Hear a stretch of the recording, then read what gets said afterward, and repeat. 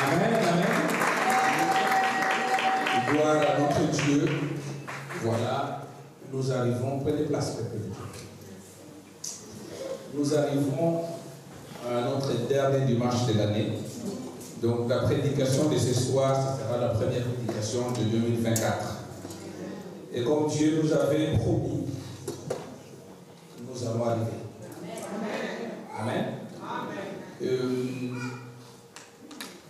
C'était l'année de la restitution. Dieu a restitué ce que le diable allait voler. Et il continuera à le restituer jusqu'à minuit. Amen. Jusqu'à minuit. Il ne faut pas hésiter de dire Amen. Pourquoi? Parce que, après, je sais que ce dernier temps, le domaine prophétique, ça fait peur. Les prophéties qui vont à gauche, qui ne revient pas. Moi, je suis convaincu de ce que je dis, sans hésiter, parce que je prends le temps de discerner, de comprendre les choses de Dieu. Il nous avait dit qu'on arrivera tous. On y arrivera. Vous savez, il ne faut pas prendre la vie comme une habitude. La vie, ce n'est pas une habitude. Dormir et se réveiller, ce n'est pas une habitude. Et ceux qui partent, ce ne sont pas que le méchant. Parfois, le plus bon et ceux qui sont pieux et pieux. Si Dieu a permis que nous soyons là, sur deux choses. Premièrement, c'est sa grâce. Je suis convaincu que c'est sa grâce. Et la deuxième chose, c'est parce que nous sommes sous son alliance avec nous. Et il ne peut pas nier l'alliance. Donc, c'est pour cela la parole de Dieu nous dira un jour que soyez prudents comme un serpent. Et les premiers jours, j'avais lu ces textes, je dis, mais le serpent, c'est un animal qui symbolise le diable. Amen. Mais Dieu dira, soyez prudents comme un serpent. Alors, je vais vous dire pourquoi. Parce que il a bien souligné, c'est la prudence que nous devons garder et non la malice du serpent. Amen. Le serpent, il est malin. Mais Dieu nous a dit de négliger, de ne pas surtout adopter côté malice du serpent, mais la prudence. Pourquoi? Parce que le serpent, c'est le seul animal qui ne reconnaît pas la paternité. Il manque de couverture. Vous savez, quand un serpent met au monde de feu bas, automatiquement, les tout petits serpents s'expressent. Chaque serpent prend sa route. Le serpent n'a pas de père, n'a pas de maman. Donc chaque serpent prend sa route. Il ne se retrouve plus en famille comme certains animaux où maman regroupe tous les animaux. Le serpent, non. Donc le même jour que le serpent vient au monde, il prend sa route. Il n'a plus de paternité. Il ne reconnaît pas ni son père ni sa mère. Il prend ces risques-là. C'est pour cela, en prenant ces risques sans couverture sur le paternel, la Bible nous dit qu'on le talon écrasera. Vous avez compris ce que je voulais dire par là? Donc, sans couverture spirituelle, pour une personne humaine, c'est un risque. Que ce soit physique ou couverture spirituelle. Voilà pourquoi la Bible va instituer un verset, une parole qui dit soumettez-vous à vos parents, obéissez à vos parents. Parce qu'un enfant qui prend le risque de parcourir le monde sans couverture spirituelle ou paternelle, il prend des risques. C'est pour cela qu'on nous a dit soyez simplement fidèles comme un serpent, mais pas le malice du serpent. Donc vous allez voir que la mère serpent qui a donné la vie à ce petit serpent, il ne saura même plus qu'est-ce qui est devenu cet enfant. Est-ce qu'il a vécu 2 jours ou 3 jours, on ne sait pas. Gardons la couverture spirituelle. Si aujourd'hui nous existons parce que nous continuons à vivre sous cette alliance de Dieu d'Isaac et d'Abraham et de Jacob. Et en tant qu'enfant, gardez, cherchez à avoir la couverture. Les enfants rebelles qui sortent rébellion dans la maison de leurs parents, regardez la suite de ces enfants. La couverture est l'une des choses que le Seigneur tient en compte, qui permet, hormis la grâce, que tu puisses vivre. Parce que chaque parent, digne de ses noms, la première chose qu'il fait, c'est de bénir ses enfants. Et imaginez si vous n'avez pas de couverture parentale, donc il n'y a personne qui vous bénit. Alors, heureusement qu'il y a la grâce, mais il y a deux choses qui permettent les gens de garder en vie, la grâce de Dieu et la couverture. Voilà pourquoi ceux qui ont perdu leurs parents, il y a un Dieu de substitution qu'on appelle le Dieu des orphelins. Donc, parce que la couverture continue à agir dans la vie. Sans la couverture, tu ne vivras pas longtemps et tu prends des risques. Amen. Amen. Nous allons terminer cette dernière année par ce message que le Seigneur m'a inspiré. J'étais en prière pendant tout ce moment, en cherchant ce que nous allons devenir pour 2024 et ce que le Seigneur nous a réservé en 2024. Alors, nous allons prendre rapidement le livre de Jérémie chapitre 29.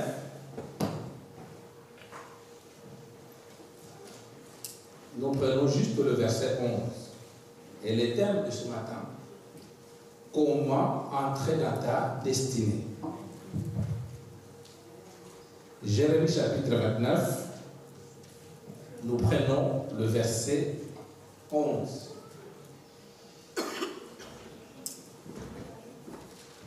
Je ne sais pas s'il y a une lectrice ce matin qui est sur Amen. Car j'ai connu les projets que j'ai formés sur vous, dit l'Éternel, les projets de paix et non de malheur, afin de vous donner un avenir et de l'espérance.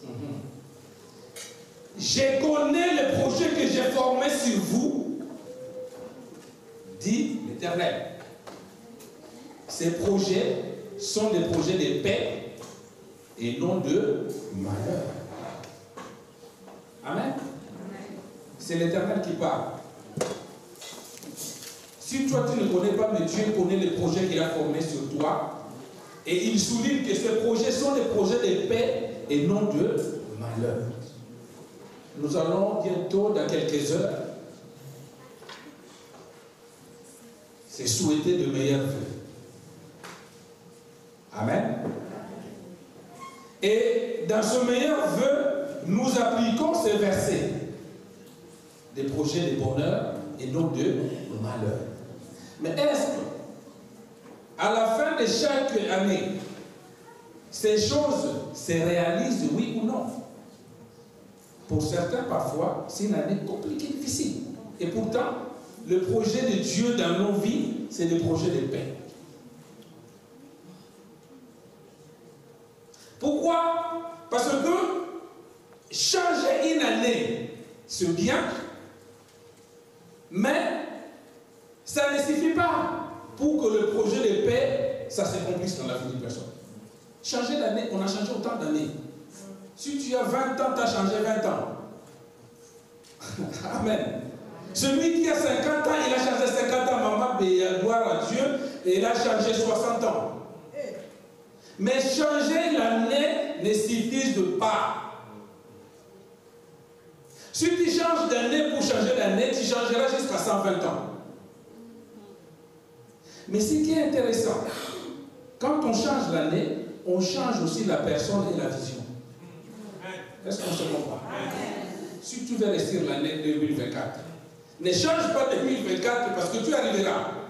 Vous savez, la seule chose qui peut arrêter une personne qui n'arrive pas l'année suivante, c'est toi-même, Dieu et les sorciers. Côté sorcier, on est sûr qu'on arrivera parce qu'on est sous la couverture de Dieu qui est plus puissant que les sorciers. Dieu, son souhait, c'est que tu vives longtemps jusqu'à 120 ans. Mais changer d'année, si tu ne changes pas la personne et la vision, tu changeras que l'année. À quoi sert de changer l'année si les choses ne suivent pas? Dieu lui-même, il a dit, ce que j'ai formé contre vous, c'est le projet de bonheur, de paix, et non de malheur. Nous échouons pourquoi? Parce que nous rentrons dans la destinée sans avoir à comprendre le clé de chaque destinée. On va vous en parler ce matin. Change pas l'année pour changer. J'ai envie de dire quelque chose que ne vis pas simplement pour vivre. Mais dans chaque vie, il y a une destinée de Dieu. Et le but de Dieu, c'est quand il change d'année, c'est que chaque destinée, ça puisse s'accomplir à son temps. La destinée de mariage, à un moment donné, ça se déclenche. La destinée des enfants, ça se déclenche. La destinée d'élévation, ça se déclenche. La destination de croissance, et ainsi de suite. Mais si tu changes l'année sans changer la personne que tu es, et la vision des choses, une vision élargit beaucoup de choses, englobe beaucoup de choses. Alors, c'est pour cela, toute bonne entreprise fait ce qu'on appelle un bilan. Quand on fait un bilan annuel, ils vont changer les stratégies qui n'ont pas marché pour la modifier d'autres, enfin l'objectif soit atteint. Amen. La question qu'on doit se poser, que je dois me poser moi-même, quelle était la personne que j'étais en 2023? Amen. On doit se poser cette question-là si nous voulons changer d'année et atteindre des objectifs. C'est parfois nous prenons Dieu pour menteur. Nous attribuons la puissance aux sorciers qui n'ont pas. Parfois les sorciers s'étonnent eux-mêmes de la puissance que nous l'attribuons. Je vous ai déjà dit qu'un jour, moi, je servais beaucoup plus dans les églises de blanc, entre guillemets. Mais là-bas, il y a certains thèmes qui étaient limités. On ne prêche pas la sorcellerie dans l'église de blanc.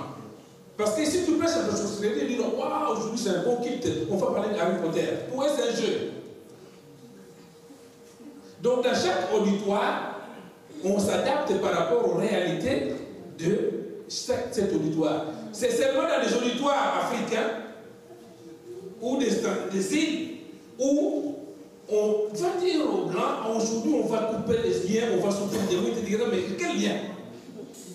Quel est démon? Parce que chez eux, la réalité, ils sont des chrétiens évangéliques. Parce que chez eux, la réalité spirituelle de l'ère contrée, de l'ère coutume, n'a rien à voir avec cela. On a assisté à une sorte de... Une sorte de scène bizarre. Il y a une sœur, une nôtre, qui a épousé un Européen. Il lui ramène le jour de la dot, on sort la liste. Il a dit, quoi? Je vais payer tout ça? Il a dit, mais c'est quoi ce truc-là? Il a dit, non, c'est notre tradition. Le monsieur n'a pas été préparé bien avant. 2500 dots, le côté paternel, 3000, il a dit, ah. Et après, j'ai fait quoi avec? Il a dit, non, mais il faut donner, c'est la dot. Parce que je sais, la tradition n'existe pas. Il a pris ses amis, ses potes, ils ont pris leur gage, ils ont pris leur voiture, ils sont partis. On commençait à les supplier, venez, non, on va réduire, on va baisser jusqu'à 50, c'est juste une tradition. Donc, c'est-à-dire, je veux dire quoi? Les esprits ou les démons, ils ont leur milieu. Et la plupart, ils ont eu le pouvoir qui n'existe presque pas dans le milieu où ils croient que ces esprits-là, ils ont une puissance, une autorité. C'est vrai. Mais, vous savez, je vous dis une chose. C'est que si tu crois dans ta vie, c'est ce qui t'arrivera. Il y a certaines personnes qui marchent dans leur esprit que même si dans ma famille, il y a 100 millions de sorciers, mais moi, ils ne m'atteindront pas, ils ne vont pas t'atteindre. La parole a une puissance. Et souvent, cette parole, si tu l'utilises mal, ça ouvre la porte. Donc, nous allons entrer en 2024 par la grâce de Dieu. Mais, quelle était la personne que j'étais en 2023? Quand je parle de cela, c'est-à-dire qu'il y a des choses que je dois modifier ou je dois garder ou ajouter. C'est ça la vision des choses pour les personnes. Parce que l'objectif, c'est que je puisse atteindre une année de paix, de bonheur et non de malheur. Si j'étais moi-même problématique, nous venons d'entendre le témoignage de notre frère qui. Merci Seigneur. Parce que je disais à une personne, le miracle ne peut pas arriver parce qu'on est en train de prier pour toi. Non. Le miracle arrive simplement quand on prend conscience de quelque chose qui n'est pas bon. C'est la conscience qui déclenche le miracle. On peut faire une bénédiction, une prière de délivrance matin, midi et soir. Si la personne n'a pas pris conscience, rien ne pourra se faire. Quand on parle de ces fils qui étaient égarés, ça dirait quelque temps, ils vivaient avec les animaux, ils mangeaient la nourriture des animaux. Les fils prodiges. C'est un moment donné quand il s'est rendu compte que non, mais cette nourriture-là chez nous, c'est les animaux qui le mangent, ce n'est pas moi qui. C'est pas de mon niveau. La conscience déclenche tout. Qu'est-ce que tu étais en 2023? Amen. C'est la première chose qu'il faut nous dire. Et après, je change la vision des choses.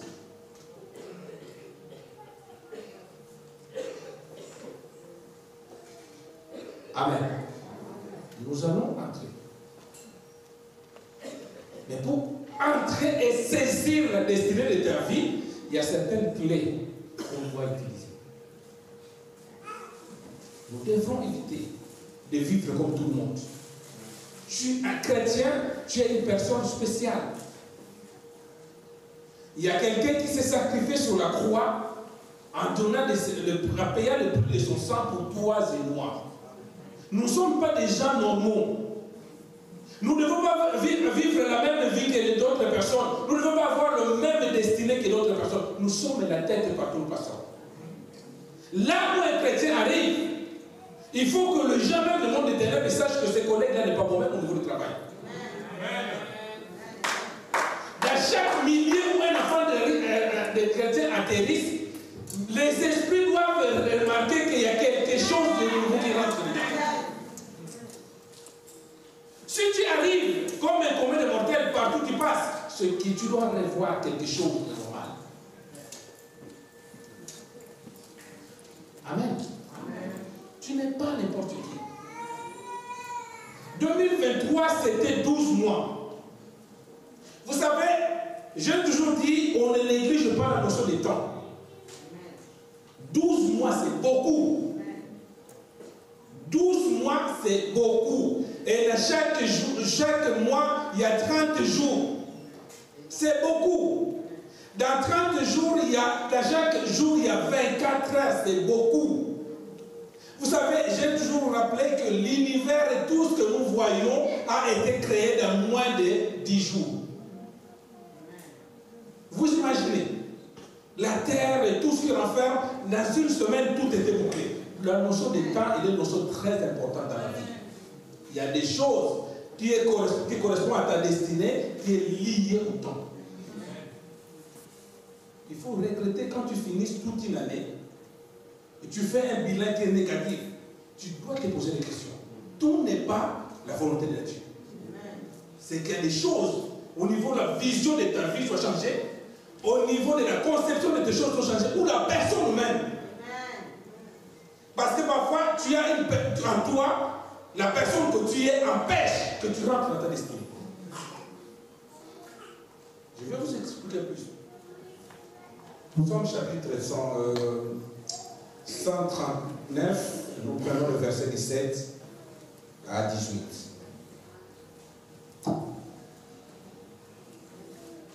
Psaume 139, rapidement. Que tes pensées aux yeux me semblent impénétrables, que le nombre en écran. Si je les compte, elles sont plus nombreuses que les grains de sable. Je m'éveille et je suis encore avec toi. Il y a 3 choses dans la version. Dieu dit, les pensées de Dieu sont impénétrables.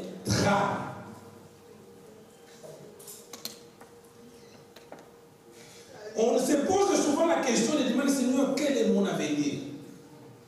Qu'est-ce que tu attends de moi pour 2024? La vraie question à poser, c'est comment je vais accéder à cet avenir-là. Parce que l'avenir est déjà tracé.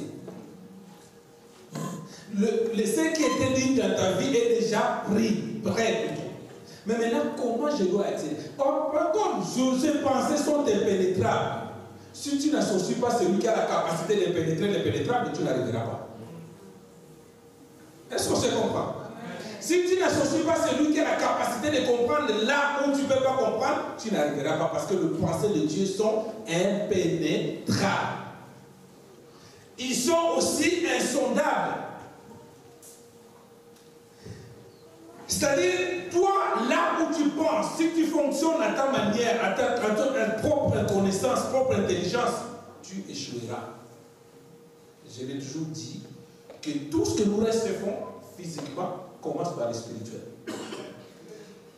Aucune chose qui existe physiquement sans que ça soit passé par le spirituel. J'ai beaucoup insisté là-dessus. Tout par l'image. Quand je parle de spirituel, ça peut être l'imagination, l'intellect. Il y a certaines choses qui deviennent des réalités, des belles voitures, mais au début, c'est juste des petits croquis, petits dessins. Ils sont insondables, impénétrables. Et c'est le Dieu qui a la capacité de nous amener à cette dimension-là pour comprendre. La pensée de Dieu pour toi, c'est que 2024 soit différent de 2023. En tout. C'était une très bonne année pour certains, mais ça pourrait pas être encore une très bonne année pour toi l'année prochaine. C'est ça le souhait de Dieu. Mais quand on veut avancer, je le dis maintenant, si c'est moi la personne qui était un frein pour ma propre vie, je dois les modifier. Si je ne les modifie pas, je ferai l'année 2024 pareil que 2023. Et pour le modifier, il faut que je m'accepte. Faire une introspection de ma vie. Là où j'ai échoué et pourquoi j'ai échoué. Parce que le pensée de Dieu, c'est de donner une année de paix. Amen. Alors, il y a certaines choses qui peuvent nous empêcher à atteindre ces clés que nous allons voir. Je vais aller petit à petit. Prenons le verset, encore une fois de plus, Jérémie chapitre 1er. Nous allons rester au verset 11. Jérémie chapitre. La parole de l'Éternel me fut adressée en ce moment. Que vois-tu, Jérémie? J'ai répondu. Je vois une branche d'amandier. C'est un long texte. Mais pourquoi j'ai soutenu ce verset-là? Vous savez, l'amandier, c'est un arbre qui sort souvent après l'hiver, qui donne ses branches ou ses feuillages après l'hiver. Et l'hiver, quand Jérémie prend le temps pour laisser l'amandier, parce que l'hiver est souvent rude. Amen. L'hiver est souvent une période très rude où il est enneigé et grisouille. En tout cas, c'est un temps qui n'est pas bien. Moi, je n'aime pas l'hiver. Mais Jérémie nous donne l'exemple que même si l'hiver dans ta vie est rude, une couche de neige qui fait 10 cm, tu peux toujours garder l'espoir, parce que quand Jérémie regardait, il a vu que malgré l'hiver rude, mais à la fin de cet hiver-là, l'amandier donnait des feuillages. Amen. Est-ce qu'on est en train de se comprendre là où je vous ai? Donc ça veut dire quoi? Ce verset nous donne de garder l'espoir quand on a Dieu, parce que même si l'hiver peut ressembler à l'année 2023 qui était parfois compliqué, difficile, rude, mais de toi-même tu ne vois rien. Tu te dis rien de bon peut sortir en moi parce que 2023 était chaotique. Mais Jérémie voit de loin l'amandier qui commence à donner des feuillages. C'est-à-dire garde l'espoir. Garde l'espoir. Cela doit arriver. Mais il y a certaines choses que nous négligeons qui peuvent être un frein pour que l'année 2024 soit l'année de paix et non de malheur. Je vais vous en citer quelques-uns. Premièrement, tes projets. Il faut savoir que la vie d'une personne ou la vie ne peut que passer par la réussite des projets. Une personne sans projet, c'est une personne qui n'a rien. On ne peut pas vivre sans projet. On ne peut pas. Ma soeur, tu épouses un homme qui n'a pas de projet, c'est un foyer qui va à l'échec, qui voue à l'échec. Une femme qui n'a pas de projet, l'homme est fait pour vivre avec des projets. Voilà pourquoi la réussite de nos vies passe par les projets. La Bible nous dit, nous confier nos projets à Dieu afin qu'il puisse avoir des réussites et des succès. Alors, ne négligeons pas le projet. C'est-à-dire, beaucoup ont échoué parce qu'ils divulguent rapidement leurs projets à tous et à tout le monde. On ne parle pas de ces projets à tout le monde et à toute personne si tu veux rester dans la vie. C'est-à-dire, ce n'est pas soupçonner qui est qui, mais le projet, on attend que ça puisse s'accomplir avant de le dire à tous et à tout le monde. Parce que de toute façon, ce projet, c'est comme une grossesse. C'est dans les calmes, mais demain, ça va pousser petit à petit jusqu'à ce que les gens verront. Celui qui a eu le projet de bâtir ce bâtiment, en dessous, c'est commencé à dessiner tranquillement et on a vu la clôture arriver un jour, le bâtiment est là. Tes projets, il faut savoir les préserver en 2024. Il y a certaines personnes, à peine il a commencé, je vais acheter un terrain et je vais construire. Tu crois que tout le monde est content de ta réussite? Non! Pasteur, à chaque fois que j'ai commencé une relation, ça n'arrive pas jusqu'au bout. Parce que le même jour que la personne, il n'a même pas dit que je t'aime. Mais juste il t'a fait un clin d'œil. Hé, tantine, copain, j'ai trouvé quelqu'un. Le projet, on le soumet à Dieu. Pour que ça réussisse. Tout le monde n'est pas content de ta réussite. Vous avez remarqué la même que quand tu traverses les moments difficiles, ne crois pas que tu as beaucoup d'amis. Non. Parce que tout ce qui te dit, là, ça fait 100 ans qu'elle n'arrive pas à avoir d'enfant. Ah, Seigneur, pitié d'elle. C'est en deuxième année quand tu auras un enfant. Comment elle est venue fière avec la poussette des enfants? Et pourtant, ils étaient contents de dire, voilà, ils te soutenaient. Tes projets, garde-le précieusement. Si tu vois que tu as besoin de soutien, on en parle à une personne qui est de confiance spirituelle. C'est là où parle le premier point de ton échec. Non. À peine tu as commencé, tu as envoyé juste le CV, ils t'ont même pas répondu s'ils vont t'embaucher, CDI ou CDD. J'ai trouvé un travail. Et 2 semaines après, vous savez, la vie est environnée de plus d'esprit que des humains. Plus d'esprit que des humains. Et si tu n'es pas révélé, ça va commencer. Ah mais Seigneur, le projet ne résiste que quand Christ est conseillé. Premier conseil. Nous allons arriver vers les clés. Garde. J'insiste. Ce n'est pas vivre dans la suspicion. Ah non, c'est parce qu'il y a des gens partout qui cachent les témoins. Ah si j'étais témoin, ils vont des... Non. Même, vous savez, il faut être sûr et prudent. Vous avez remarqué que le propre père bouffe ses enfants. La propre maman maudit ses enfants. On a le corps, l'âme et l'esprit. Ce qui est visible ne commet pas trop de dégâts. Mais ce qui est invisible, c'est ce qui est dangereux. L'esprit et l'âme de la personne. Donc, et comme beaucoup d'enfants de Dieu, ils croient que tout passe simplement parce qu'on a dit de faire. Parce que, quand tu dis que je suis un enfant de Dieu, mais veux être sûr de ton identité. Si tu n'es pas sûr de ton identité, ne risque pas. Même les combats spirituels, mes frères et sœurs, ce n'est pas tout le monde qui va affronter les combats spirituels si tu n'es pas sûr de ton identité. Vous n'avez jamais vu les fils de Sévère qui sont rentrés, les habits déchirés? Même les combats spirituels ne l'affrontent pas. J'en vois souvent certaines personnes là où il y a la délivrance, ils viennent directement au nom de Jésus. Frère, attention, il y a des degrés de connaissance et des degrés de puissance. Là où il y a la délivrance, où tu es sûr que tu n'as pas vraiment la véritable identité, mets-toi l'écart ou bien t'essaie de moi. Tes projets 2024, préserve-les. Tu les diras simplement à ceux qui sont révélés spirituellement et de toute façon, ils les verront quand ça va se réaliser. Amen. Ils les verront. Si c'est un projet de mariage, ils les verront quand pas de faire ça, il faut se faire. Et tu verras que c'est ton contre. Ah mais comment tu ne sais pas dit, mais comment tu...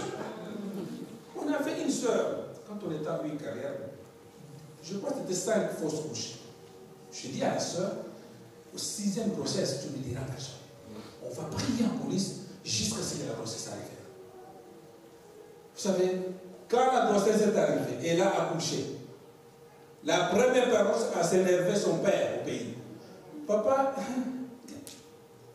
ça va, papa, je veux savoir des nouvelles. Oh, j'entends un bébé qui pleure. Oh, papa, j'avais annoncé une bonne nouvelle. J'ai accouché de jumelles. Hein? Mais donc tu m'as pris pour un sorcier? Mais pourquoi tu nous as caché la nouvelle? Oh, mais papa. Papa, le téléphone. Les vrais amis, c'est quand tu traverses le désert, tu sors maintenant là-bas et continues à te dire merci. Amen. Le deuxième chose, le deuxième point, qui était peut-être un échec, qui a été posé peut-être l'échec, c'est la famille. La famille est sacrée. On le dit. On ne les choisit pas. Amen. Mais, beaucoup de personnes commettent cette bêtise-là. Ah, je sors d'une famille parce que moi, l'évangile, la prédication des suspicions spirituelles, si je veux le dire. La maman, la jeune sœur habite ici en France et elle va prier dans une église. On lui dira que sa maman est sorcière. Elle fait venir sa maman ici. Quand elle arrive, elle amène la maman à l'église. On lui dit ta maman est sorcière. Le jour même, quand ils ont fini les cultes, ils rentrent à la maison en plein hiver, il met sa maman dehors. Cette maman-là, elle ne connaît pas le français. Elle a juste son passeport de séjour de 6 mois qu'on lui a donné. Et la prophétie est sortie de l'église que la maman est sorcière. La maman est travaillée de la suite à Paris, de gauche à droite, Un jour, on la retrouve morte vers Torcy. Frère, sœur, la parole de Dieu, la Bible, qui est un livre sacré, s'il met un verset concernant telle ou telle chose, c'est une révélation. La famille est très importante, la famille. Mais la famille peut être aussi un frein ou une réussite pour les enfants de Dieu, pour nous, chaque personne. C'est-à-dire dans la famille. Il y a des choses qui sont bonnes qu'il faut garder et une cohabitation avec ceux qui sont bien et ceux qui sont mauvais. On ne peut pas simplement les rejeter, mais on prie pour eux. Parce que si j'ai dit tout à l'heure qu'on n'a pas choisi de naître dans telle famille. La première question pour un enfant de Dieu qui est révélé, c'est de se poser la question, pourquoi Jésus a permis que tu puisses être dans cette famille? Mais la famille peut t'aider à réussir. Tout comme la famille peut t'aider à échouer. Il y a une sorte de monde spirituel qui est arrivé ces derniers temps, des prières en ligne des familles. Mais c'est bien, peut-être c'est un danger. Parce que pendant que vous êtes en train d'intercéder en ligne avec la cousine, le tonton, les noms, tu ne connais pas qui est né.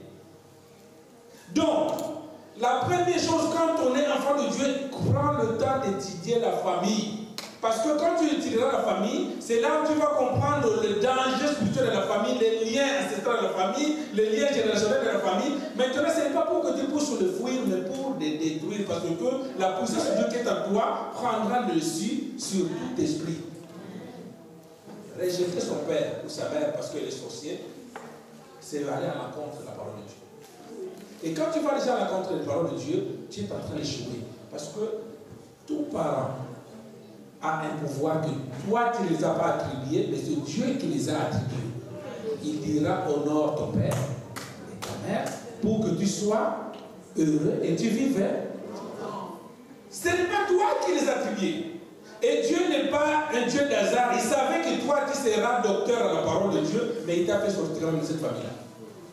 La Bible nous dit honore-les pour que tu sois heureux et que tu vives longtemps. Donc aussi longtemps que tu vas boycotter ce verset biblique-là, que tu sois au docteur à la parole de Dieu, tu seras la porte. Amen. Amen. Maintenant, je reviens. Je vis avec prudence pour X ou Y personne. C'est important. Nous allons, comme nous courons vite, rapide, j'ai aussi un autre point à vous souligner, c'est que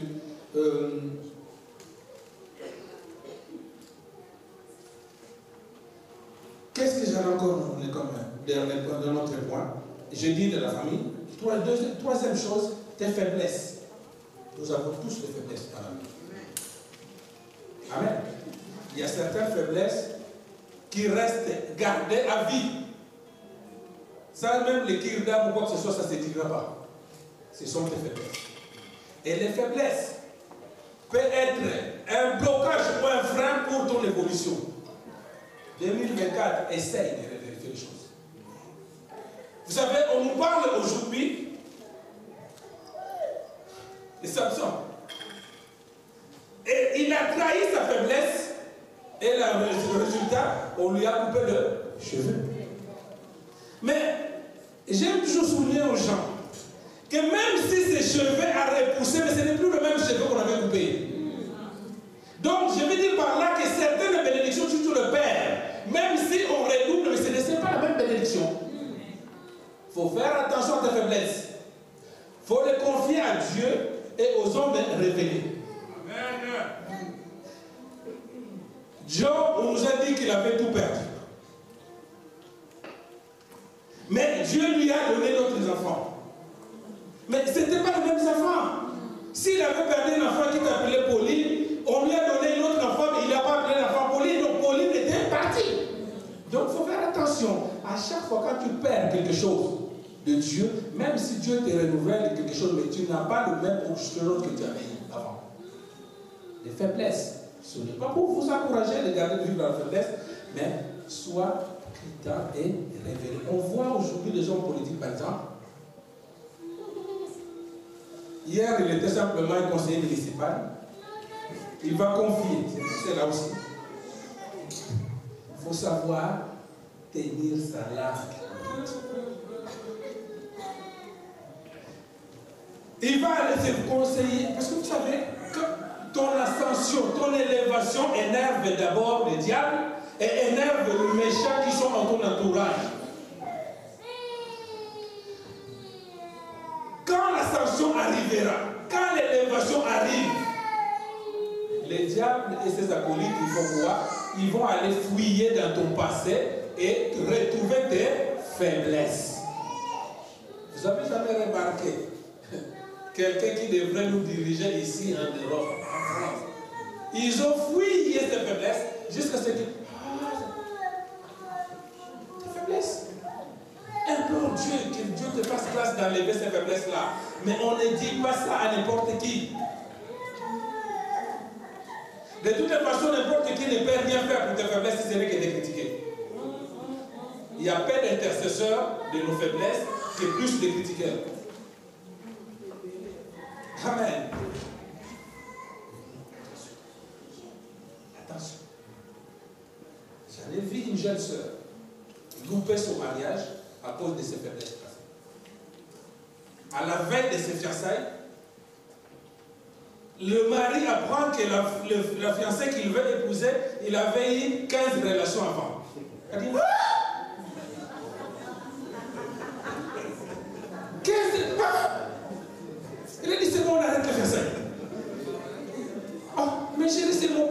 Tes faiblesses, ne les dis pas n'importe qui. Va dire à Dieu et aux hommes qui peuvent t'accompagner dans la prière. Vous les sœurs en Christ, je vous donne un conseil, les jeunes sœurs. Les hommes que nous sommes, nous aimons épouser des filles qui ne connaissent pas d'hommes. Ça, c'est le souhait de tout garçon. Je vous dis, s'il ne vous dit pas, il est un menteur. Mais par contre, il aime avoir de l'expérience sur la vie. Pour lui, j'ai passé 7 personnes, 10. Mais le jour où il va choisir, il choisira celle qui n'a pas de connaissances des hommes. Sois sage, jeune soeur. Préserve-toi pour que tu sois élu le jour-là. Je vous dis la vérité. 15, je dis, ah, ça. Et le fiançailles est confié. tes faiblesses, on ne le dit pas n'importe qui. Tu as échoué en 2023 parce que peut-être tes faiblesses t'ont fait défaut. Je ne vous dis pas de chouchouter les faiblesses parce que les faiblesses c'est des défauts, c'est un péché. Mais le secours va demander à des hommes révélés, intelligents qui peuvent vous accompagner à quitter ces faiblesses. Ce sont des conseils qui est révélé dans la parole de Dieu, qui va nous faire rentrer dans la destinée. On arrive aux 4 points qu'on va voir. Amen. Amen. Et j'ai encore un autre point qui peut te freiner à rentrer à ta destinée en 2024. L'orgueil. Tu sais, tu as échoué à cause de l'orgueil. L'orgueil détruit. L'orgueil ne donne rien. L'orgueil, c'est l'impressionniste qui détruit la vie. Personne ne peut rester sur la terre sans l'aide de quelqu'un.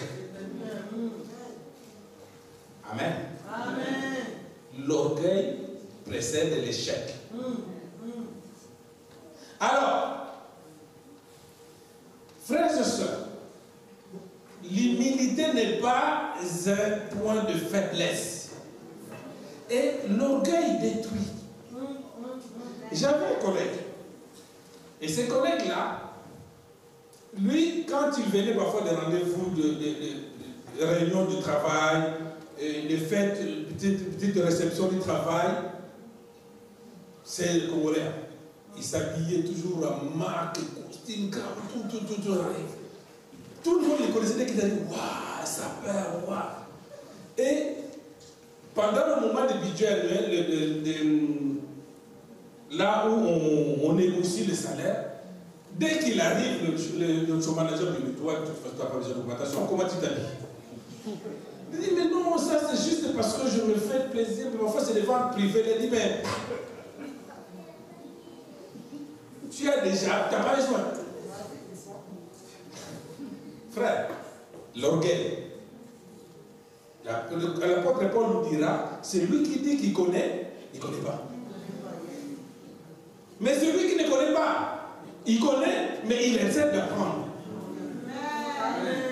Est-ce qu'on s'est compris? Il connaît, mais il dit que je ne connais pas, mais il essaie d'apprendre. Comment on peut t'expliquer que 2 plus 2 égale 4 si tu dis que tu connais?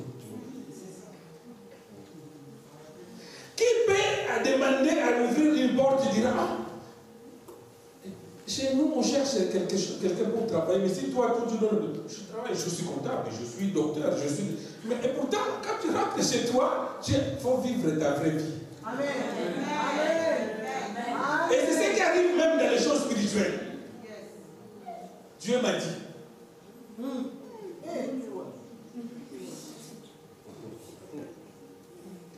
Il y a certains chrétiens, c'est comme s'ils siègent avec le Saint-Esprit matin, midi, soir. Mais quand tu vois la réalité de leur vie, rien. Amen. Est-ce qu'on fait se dire les choses, c'est le dernier prédication de la vie, pour nous rentrer.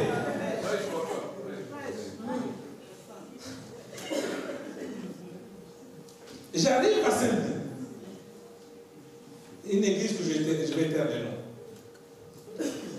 On me voit, on me dit, frère, où ils sont?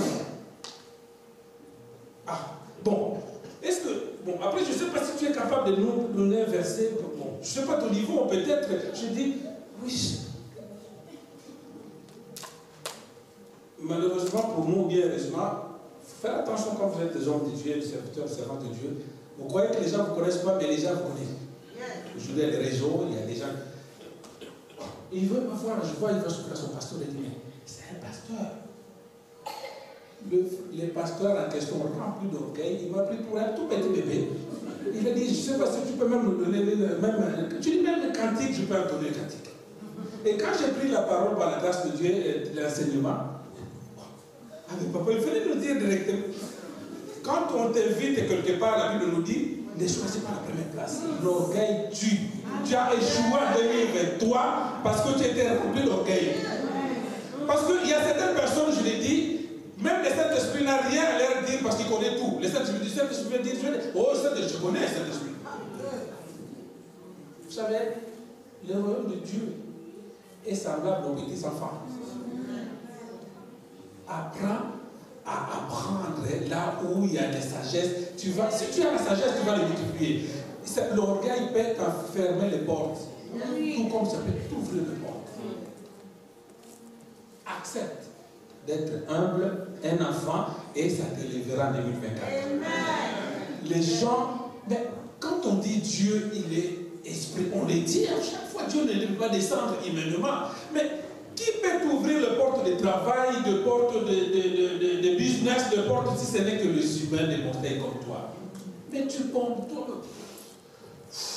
Donc en fait, il y a certaines personnes, on dirait qu'elle est seule au monde et qu'aucune personne ne peut. Tu sais, même le mariage là, parfois c'est des bonnes relations.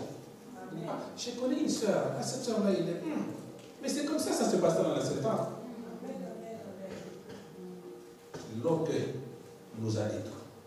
Je vais encore ajouter un dernier point avant que nous puissions voir les clés. Tes secrets. J'ai dit de tes projets, maintenant les secrets. Frères, sœurs, les secrets, que ce soit spirituel, que ce soit les secrets de famille, que ce soit les secrets de ta vie, que les secrets qu'on t'a confiés, il faut savoir les garder. L'homme qui sait garder les secrets, c'est cet homme-là que le Seigneur verse la connaissance pour qu'il puisse s'élever. Il y a certaines personnes, si tu lui dis une chose à 9 vers 54, à partir de 9 vers 56, la gorge commence à gratter. Tant qu'il n'a pas dit ces choses-là, ce n'est pas bon. Parfois, la personne ne l'a pas demandé. Tu sais, je t'ai vu que frère José, il m'a dit, mais il ne t'a pas demandé ça. Frère, petit à petit, que tu es en train. En fait, maintenant, même le Saint-Esprit dira que cette personne-là, on ne peut pas les garder secrets. Vous savez ce qui a sauvé Sodome et Gomorrhe? C'est savoir en gagner la confiance de Dieu dans le domaine des secrets. Il dit, est-ce que je peux cacher à mon serviteur ce que j'ai envie de faire là-bas? Vous savez, Dieu, quand il décide de faire ces choses lui-même, mais il a trouvé tellement quelqu'un qui était en confidence avec lui, il dit, je ne peux pas cacher à Abraham ce que j'ai envie de faire avec moi. Voilà pourquoi tu ne sais pas garder les secrets, les choses t'arrivent subitement comme ça, boum. Il y a certaines révélations, il dit, si je montre la tête, donc je préfère laisser. Et les secrets spirituels, ça fait grandir. Quelqu'un qui sait garder les secrets spirituels. Tu grandis parce que Dieu ne peut pas te confier des choses que tu n'es pas capable de gérer. Tu demandes l'élévation. Tu demandes le grand niveau intellectuel. Tu demandes le haut niveau de puissance. Mais garde déjà cette idée de confiance. En fait, je l'ai toujours dit, quand Dieu utilise la manière de nous parler de manière intime, c'est pour nous. Il peut utiliser la prophétie pour nous parler à haute voix, ou la parole de connaissance. Mais s'il vient te confier quelque chose entre toi et lui dans le sommeil, c'est ton secret avec Dieu. Amen. Et ce secret-là, on ne divulgue pas à n'importe qui. Tu n'as pas remarqué que depuis que toutes les rêves, les visions, les songes que tu voyais, tu peux parler à tout le monde. Le Seigneur a arrêté de te parler. À part il faut prier pour moi, je ne rêve plus. Hein. Mais c'est pas mal. Je l'ai toujours dit que quand Dieu vient te révéler, prends le temps. Si c'est un rêve qui semble être une attaque, tu te lèves, tu prends l'autorité. La deuxième chose, quand tu vois que maintenant ça, après avoir pris l'autorité, maintenant là tu vas les divulguer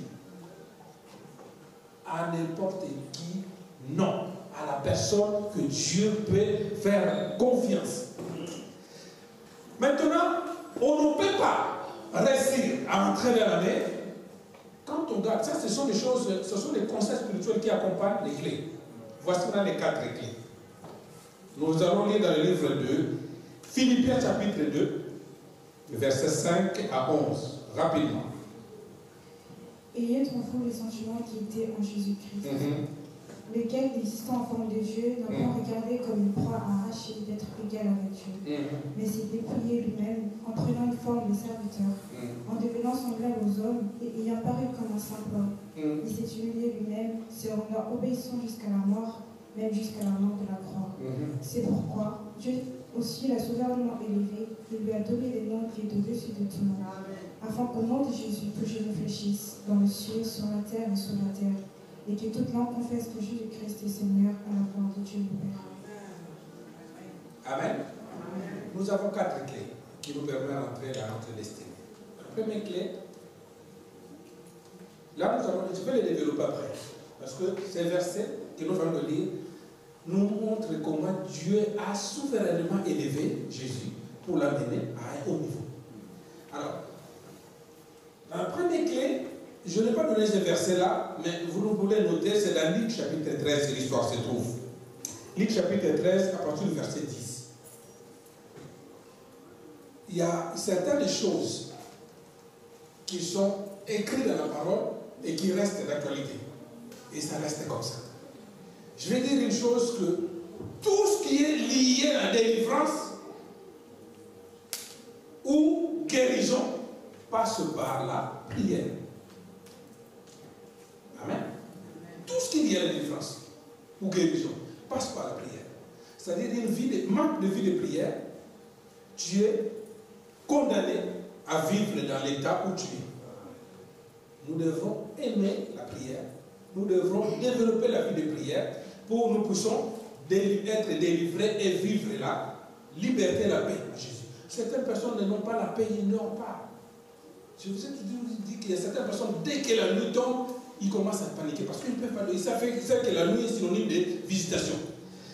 Tout ce qui concerne la délivrance passe par la prière. On va voir Paul et Silas, les portes de prison sont ouvertes parce que les gens qui louaient et qui priaient Dieu. Et beaucoup de versets où Dieu dit, vous m'invoquerez, je descendrai, j'agirai. Donc, nous devons développer la vie de prière. Le diable sait que la vie de prière, c'est l'un des points où les chrétiens ont du mal à développer. Je l'ai toujours dit que les chrétiens sont capables de veiller et de gêner, retraite sur retraite, mais si tu laisses le temps, tu dis à une église, 10 minutes, on va seulement prier sans chanter, sans danser, tu verras qu'il y a peut-être 5 voix qui s'élèveront.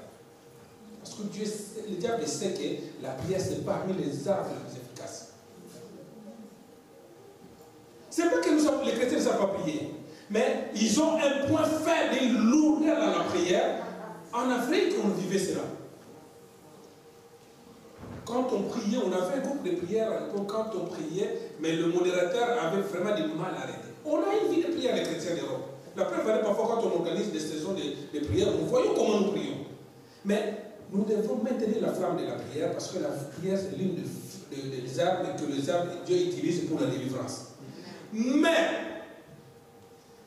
il y a certaines clés où Dieu peut agir sans la prière. On a vu une délivrance qui est dans le livre de Luc, et je vous ai donné chapitre 10, verset 13. La vraie femme qui avait le dos courbé. Amen. Amen. Amen. La Bible nous dit qu'il y avait une femme dans la synagogue, dans le temple, qui avait un dos courbé pendant 18 ans. 18 ans de malade, le dos courbé. Mais la parole de Dieu nous dit qu'il ne priait pas. Ce n'est pas parce que la prière a fait quelque chose pour qu'il soit délivré. Et Jésus rentre dans le temple, il voit cette femme-là dans le temple, 18 ans de malade, le dos courbé. Jésus déclara que la femme était guérie. Je veux dire quoi? Le fait de se trouver dans le temple, l'assiduité dans la présence de Dieu, dépasse même la prière.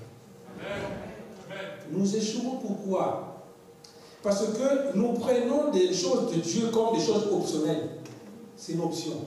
C'est-à-dire, quand j'ai le temps, je fais des choses de Dieu. Quand j'ai le temps, je fais des choses de Dieu. Mais quand j'ai le temps, juste le fait que la dame se trouve dans le temple, Jésus rentrait, la guérison était. La première clé, reste assidu dans le temple, dans la présence de Dieu, matin, midi et soir. Si ça ne passe pas aujourd'hui, demain ça se passera. le temple, la synagogue. Regarde même ce miracle qui s'est passé même le jour de sabbat. Les jours qui étaient interdits aux Juifs de faire un miracle. C'est-à-dire, Dieu peut passer outre les lois du monde pour intervenir dans ta vie à cause de la similitude de Dieu, de ta présence dedans. Mais comment les chrétiens réclament le miracle? Mais les chrétiens, l'église c'est vraiment une fois par année ou une fois par mois. Ne soyez pas les chrétiens catholiques qui vont à la messe de Noël toute l'année, ils ne sont pas là, le presse de Noël. Non. Les temples, c'est là où on rencontre Dieu. C'est là où on voit la présence de Dieu. J'ai toujours dit, ne soyez pas des chrétiens du 21e siècle qui sont habitués à plus en ligne qu'en présentiel. Le Dieu que tu sers, c'est le Dieu qui est capable de te toucher à tout moment. Personne ne savait, cette femme-là ne savait pas que c'était son jour. 18 ans. On n'a pas prié. Je pense qu'on a prié, on a fait des délivrances, on a fait tout ce qu'il fallait des séances de délivrance. Mais ce jour-là, du fait qu'il soit retrouvé dans le temple et Christ était là, son miracle est arrivé. Ne lâche pas d'être sous la présence de Dieu matin, midi, soir. Parce que je l'ai toujours dit, les cas sont présents dans nos vies, mais les jours de délivrance, il n'y a que Dieu qui le sait. Les jours de la visitation, il n'y a que Dieu qui le sait. L'assiduité ou la présence régulière au temple, un jour ça payera. Amen. Un jour on ne te posera pas la main, mais un jour tu auras juste une visitation de Dieu, la présence de Dieu ce jour-là. 18 ans après, le miracle est accompli. Vous savez, ça veut dire quoi? S'il y a des hommes qui savent récompenser, Dieu est l'auteur de récompense. 2024, il y a certaines de tes délivrances que tu as prié, tu avais 18 ans, je pense que cette femme-là a tout fait. Je pense aussi dans ta situation, tu as tout fait en 2023, 2022, 2021, 2018, je ne sais pas combien d'années ça dure. 2024, sois comme cette femme-là de Courbet, présent dans le temple. Le vendredi, les dimanches, les mardis, les lundis, tu verras que ce jour-là, il y a un jour qui viendra où Christ rentrera. Peut-être que ce sera le jour où la loi interdit, mais il passe outre la loi pour te libérer. C'est le seul miracle, en parcourant les Écritures, où la prière n'a pas intervenu, mais la présence de Dieu a intervenu. Garde cette présence. Amen. Sois là. Sois là. Les jours de ta visitation, personne ne les connaît.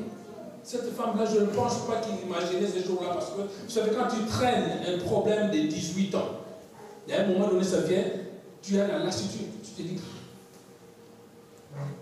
ça s'appelle la surprise inattendue de Dieu. Ta fidélité. Les temples, c'est là où on rencontre Dieu. Amen. Les temples, c'est le synonyme de la présence de Dieu. Amen. Et ces jours-là, son miracle était arrivé. Amen. Comment voulez-vous que tu sois peut-être... C'est ça, je dis, on change maintenant. Il y a certains fidèles, ce n'est pas pour jeter la pierre à qui que ce soit, mais c'est une vérité. Mais c'est la vie de Christ, c'est une option. C'est-à-dire qu'il fait tout ce qu'il a envie de faire. Quand ce jour-là se donne une possibilité, bon, je vais donner quelques minutes à Christ. Non. Christ doit devenir notre vie. Amen. Nous devons changer la tendance. Aujourd'hui, on est là aujourd'hui et on arrivera demain. Ce n'est pas parce que nous étions beaucoup plus intelligents, beaucoup plus prudents, mais Dieu était là pour nous accompagner. Amen. Et il ne nous demande pas beaucoup de choses, beaucoup de temps. Rare ce Dieu qui nous demandera de gagner 24 heures de ta vie. Non, parfois, regarde là, par exemple, c'est 3 heures et demie. Après, nous avons notre vie. Mais ces 3 heures-là, nous marquons la présence de Dieu. Et cette présence de Dieu dans nos vies, demain, ça va déclencher quelque chose. Le deuxième clé pour courir un peu, c'est le renoncement. On ne peut pas entrer dans une saison et recevoir la bénédiction de Dieu si on ne renonce pas à d'autres choses. Je disais au début, si nous voulons vivre 2024 avec excellence, nous devons faire l'introspection de nos vies. Renoncer. La vie chrétienne, c'est une vie de renoncement de certaines choses. L'apôtre Paul va être clair, il dit, il y a certaines choses que je voyais comme un gain, mais tant que je donne ma vie à Jésus, ça devient inutile. Dieu ne peut pas bénir une vie qui n'est pas conforme à sa ligne des choses. Il y a certaines portes que nous avons ouvertes fermons-les et renonçons à ces choses-là. Dieu ne nous interdit pas des choses, mais il nous conseille, il nous déconseille plutôt. Il nous déconseille. Et quand Dieu te donne un conseil, si tu ne l'écoutes pas, c'est l'échec. Parce qu'il est le Dieu omniscient. Jésus-Christ nous a dit, il a renoncé même à la royauté. Même au pouvoir que le était comme. Aux dignités qu'il avait, il a renoncé. Et quand tu renonces à quelque chose pour Dieu, il t'élève. Il t'amène. Il a mérité sa souveraineté à cause de. Vous savez, aujourd'hui, tu peux voir le fils du roi ou bien le petit-fils du roi d'Angleterre, mais ces gens-là, automatiquement, ils ont un niveau de vie, un standing très élevé. Mais Christ a été plus que le roi d'Angleterre. Mais il a renoncé à cela. Il a souverainement été élevé à cause du renoncement. Quelles sont les choses que j'ai fait en 2023, que le Saint-Esprit m'a révélé, que je dois renoncer pour aller en 2024 avec ceci. Je l'ai dit tout à l'heure, si nous rentrons année par année, ça ne changera rien. Et les années, si vous avez remarqué, les jours, ça passe plus vite qu'avant. Avant, pour terminer une année, ça prenait du temps. Mais là, cette nuit, nous allons prier bonne année. Et aussitôt, ferme les yeux sont ouverts, nous allons encore faire. Ne faites pas les choses par habitude. Jamais pas les choses par habitude, mais surtout avec Jésus. La nuit des traversées, la nuit des traversées, la nuit des traversées. Tu vas traverser combien de nuits et pour gagner quoi? Qu'est-ce que je dois renoncer qui était un frein pour ma vie? Le Saint-Esprit veut avoir accès, c'est là la clé. Si c'était le mensonge qui a détruit ma vie, je renonce au mensonge. C'était une vie d'hypocrisie, je renonce à l'hypocrisie. C'était une vie de tout. Maintenant, c'est là où on fait un bilan. Mais le renoncement permet d'avoir la clé d'accéder. Parce que Dieu nous a promis une vie de paix et de meilleur. Si je n'ai rien à renoncer, je dis merci Seigneur. Là, je pourrais dire que c'est sa volonté. Qu'est-ce que je dois renoncer? Vous savez, les chrétiens aujourd'hui, on nous tellement bombarde des choses. Il y a des millions de chrétiens qui crient par terre par jour. Ah Seigneur, je veux vraiment que je sois riche, la bénédiction des saints dans ma vie. Mais frères et sœurs, il n'y a rien pour rien. Les chrétiens, je le dis souvent, les chrétiens africains, francophones, ils ont fait un pas à Jésus, mais leurs poches sont restées dehors. Chantez, Jésus, dans ce prière, j'ai prié, mais quand il s'agit de que les poches bougent, et ce sont des chrétiens francophones qui aiment, qui rêvent d'être riches et de grandes choses. Dieu n'est pas un magicien. Non, il n'est pas un magicien. Renonce à l'égoïsme à Dieu. C'est lui qui te les donne. Vous savez, une pensée m'est venue vendredi dernier quand je sortais du travail, j'ai dit, merci Seigneur, j'ai clôturé une année de travail sans accident, sans arrêt. Vous savez combien de personnes qui sont arrivées à la maladie? Personne de travail. Les trajets que tu prenais, c'est pas parce que tu es un bon chauffeur ou bien que tu peux t'aider dans le bon train. Mais c'est Dieu qui veillait. Qu'est-ce que tu leur as ramené à Dieu? Voilà pourquoi les faux prophètes et escrocs, ils ont compris que ces gens-là, il faut les pomper par la force. Il va te dire, je vis, ah papa. Je vous dis une chose, quand on vous demande, vous allez dans une réunion de prière ou dans un culte, on commence à vous obliger des offrandes. C'est le prix de bénédiction. Ceux qui ont 50 € passent. Ceux qui ont 2000 passent. Vous investissez dans les néants. La Bible nous dit que chacun donne selon qu'il a résolu dans son cœur. Les offrandes, les dîmes, ça se prépare le premier jour à la maison. Et il y a certaines personnes qui disent, nous chez nous c'est bien, on ne parle pas de l'argent. Hein. Oui, c'est bien. Mais c'est un mauvais service qu'on rend. Parce qu'on vous appauvrit. donner, la bénédiction matérielle ne vient qu'à nous n'a pas à nos amis. Amen. Voilà pourquoi les chrétiens francophones, nous prions beaucoup, mais nous sommes pauvres. La bénédiction matérielle ne vient qu'à nous. Tes projets, si tu le fais, tu réussis.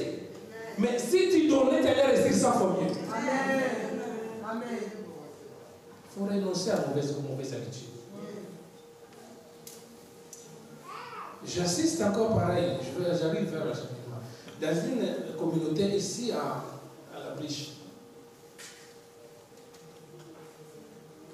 C'était le dernier jour qu'on me dit, le pasteur vient prier, ils vont fermer la salle à cause de loyer de 950 €. Ils étaient 50 dans la salle.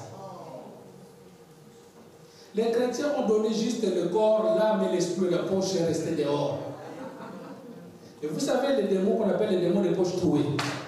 Ils passent dessus, ne t'inquiète pas. Quand ils voient le Dieu, il sait comment te récupérer. Au lieu qu'il te donne, il récupère 10%, il te récupère 50%. C'est pour cela que tu as tous les jours, à partir de 5, des coups de fil, tantine est malade, tonton il est malade, tu dois... Et pourtant, si tu donnes les 10%, Dieu va préserver la santé de ta famille. Frères et sœurs, renonçons. Le renoncement permet une clé. Quelles sont les mauvaises choses que je faisais en 2023 que je dois renoncer? Le Saint-Esprit a envie d'agir. Il va t'offrir, il t'a permis que tu puisses rentrer en 2024, non pour être figurant, mais pour que tu sois à terme cette année. Tu le vis. Certaines prières que nous prions, nous demandons à Dieu. Deux qui voient la réalité des choses, Dieu ferme les portes. Troisième et avant-dernière clé. L'humilité. Je reviens. Soyons humbles devant Dieu. L'humilité nous ouvre les portes d'accès. C'était dans les conseils et ça revient dans les pieds. Jésus s'est humilié jusqu'au rang le plus petit. Le résultat de l'humiliation de Jésus, on l'a souverainement élevé.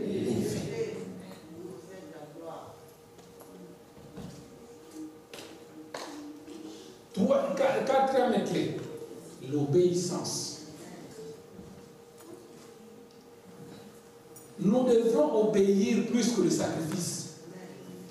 Obéissons à Dieu. À quoi? Mais combien de gens qui se proclament sœurs et frères en Christ, mais l'obéissance à leur Dieu n'a rien d'égal. Vous savez, quand on obéit à Dieu, on ouvre largement les portes du royaume et la clé d'accès à la bénédiction de Dieu. Dieu reconnaît et il ne résiste pas à celui qui obéit à son nom. Combien de fois, bien aimés, nous trébuchons à ce mot qu'on appelle l'obéissance à Dieu. C'est la clé. Tu veux vivre 2024 à succès, obéir à Dieu. À des toutes petites choses. Et l'obéissance à Dieu, c'est l'honneur qu'on donne à ce Père-là. Vous savez, quand on obéit à quelqu'un, on lui donne son honneur. Et Dieu mérite l'honneur. C'est lui qui te garde. Ce n'est pas tes prières qui te sauvent. Ceux qui sont morts prient beaucoup plus que toi. Ils gênaient plus que toi. Parfois, ils sacrifiaient plus que toi. Mais l'obéissance est plus grande que le sacrifice. L'église de Dieu aujourd'hui n'obéit pas à Dieu. Nous prenons Dieu aujourd'hui comme un ami, comme un tonton. Et nous aimons les paroles, les prédications qui nous font du bien. Donc, vous allez voir les prières. Il y a des suites de prières ou des nuits prophétiques qui bougent, qui remplissent les ciels. Mes frères, la prophétie, c'est bien, mais ce n'est pas aussi plus important que l'obéissance à Dieu. La prophétie, surtout les fausses prophéties, ça peut échouer. Amen. Je vais résumer par là. Nous avons l'obéissance. Faisons un bilan sur ce point-là. Combien j'étais obéissant à Dieu et 2024, je prends l'engagement d'obéir à Dieu de tout et à partir de petites choses jusqu'à ce que l'obéissance finit par payer. La deuxième chose, je renonce à tout ce qui m'a empêché. Vous savez, certaines choses que nous faisions, ça fermait non seulement la porte au diable, mais ça ouvrait les portes aux démons. Amen. Et que la grâce de notre Dieu puisse se permettre que nous puissions rentrer en 2024 et vivre cette année avec succès. Que Dieu nous bénisse.